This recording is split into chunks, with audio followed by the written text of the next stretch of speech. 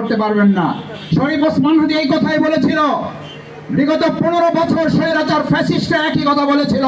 নতুন করে যদি আবার কেউ এই কথা বলে ভোট পাবেন, রক্ষা করতে পারবেন না এবং আমাকে ছাড়া কাউকে ভোট দিতে পারবেন না, এটা আর একটা নব্য ফ্যাসিস্ট। এই ফ্যাসিস্টের যদি আবার জন্ম হয়, সেই ফ্যাসিস্ট মোকাবেলা করার জন্য এরকম লক্ষ হাদিরা রাস্তায় তৈরি থাকবে।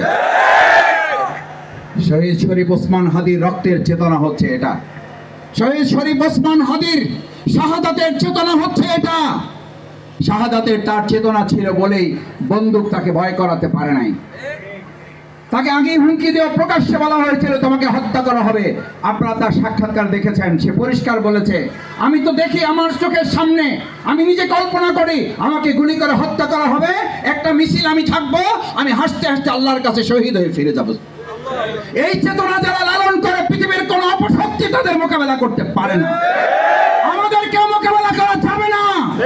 আমরা আজকে এখানে যারা এসেছি, আমরা শুধুমাত্র জীবন দেওয়ার জন্য আসি নাই, আমরা শাহাদাতের তামান্না নিয়ে কোন কোন ক্ষেত্রে শহীদ হব, প্রয়োজনে কাজী হয়ে জনগণের আন্দোলনে অধিকার আদায়ে আমরা ভূমিকা পালন করব।